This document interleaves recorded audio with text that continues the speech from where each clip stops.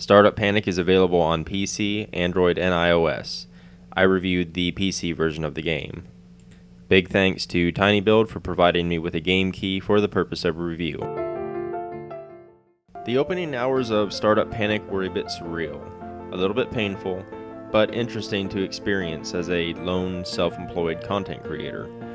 It accurately represented the early days of my own website, alone in my house and slaving away to create something when nobody knew or cared who I was. In Startup Panic, I watched the days fly by with just a couple of users, just like I did 2 years ago. I revised features I'd already made because they weren't up to par, just as I do now. And I had once again experienced that joy when those numbers finally started ticking upward. From that point on, the similarities fade. In Startup Panic, you go on to develop platforms more akin to Steam, Facebook, and YouTube, hire employees, and, actually make money. But I did enjoy that initial kinship. As your startup grows, so does the game's mechanics. You go from just writing a few features with your main character to managing money, employees, marketing, and even sabotaging your competitors.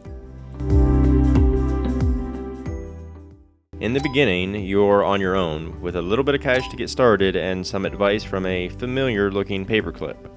Once you get the initial features of your platform sorted, you can move from your dingy little room and into a small office where you can hire help.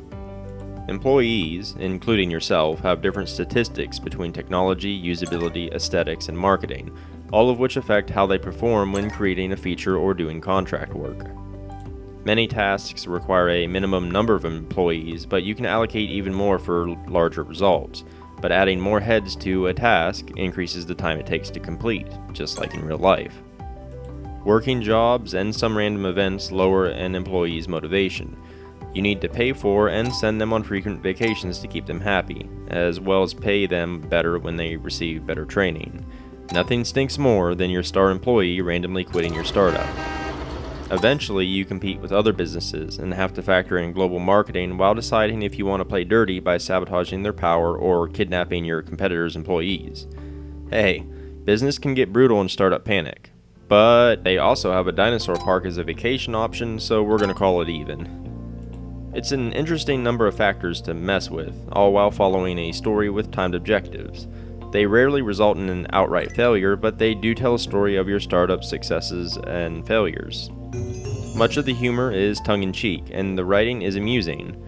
When you start dealing with investors, you will find that they range from mobsters to celebrities, and the dialogue is genuinely entertaining. Another aspect of the game is random events that pop up, allowing you to make a risk versus reward decision. Do you let a YouTuber review your startup? Do you respond to someone bashing it? It's an interesting and thematic dynamic, and it really helps that the game's retro visuals and art style are charming as heck. I thought it was really neat that some of my features kept getting hacked because they had a low technology score, causing me to waste time revising them. It was a triumphant moment when I raised the tech scores high enough to actually catch the hackers and get them out of my hair. It's moments like that Startup Panic's charm really bleeds through.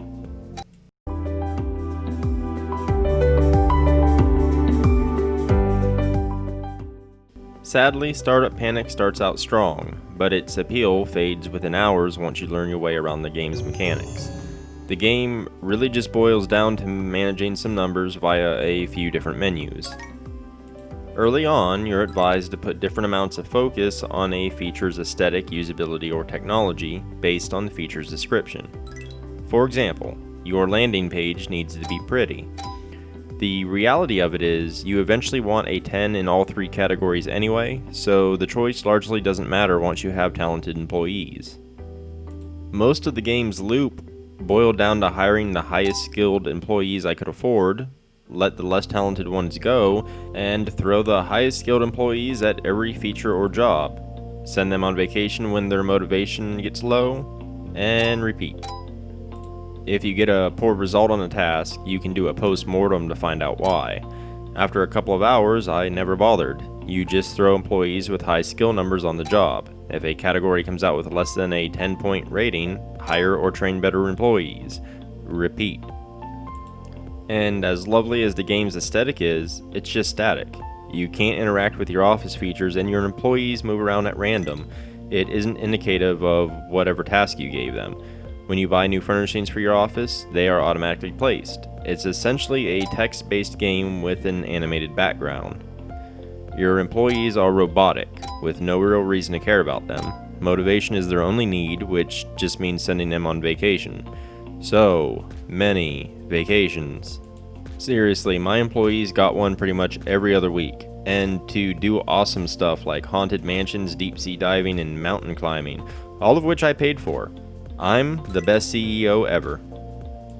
Employees are really just simple stat pages with no nuance or personality. It's kind of ironic that a game about quitting a big corporation and creating a startup is, at its core, running on the simple concept of bigger numbers is better. Interestingly enough, the game rarely paints running a startup as a good thing, even to go as far as to mention that your character is so stressed that they can't believe that they survived for that long. The endgame goal is to achieve one of many retirement goals, such as running a bakery instead.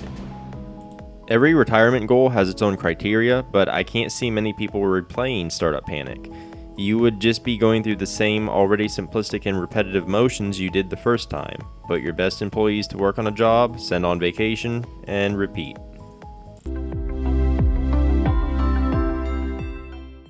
Startup Panic is charming, and its soul is there. The body it occupies is just incredibly shallow.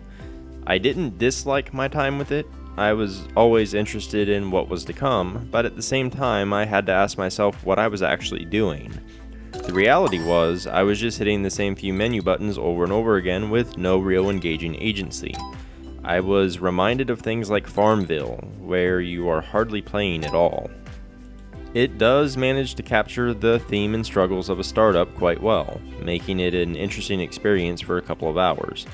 It's not worth the price on PC. I could see it being a decent commute time waster with the cheaper mobile versions.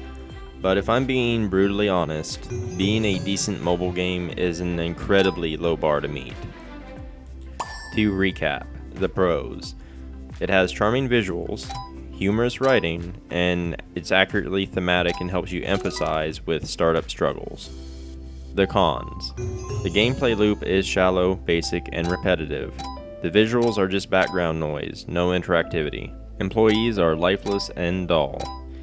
I give it a 5.5 out of 10. If you found this review helpful, subscribing is always nice, but I've also left a number of links down in the description below, including to my website and my creator store, where you can purchase games curated by me that directly supports the website, this content, and the YouTube channel.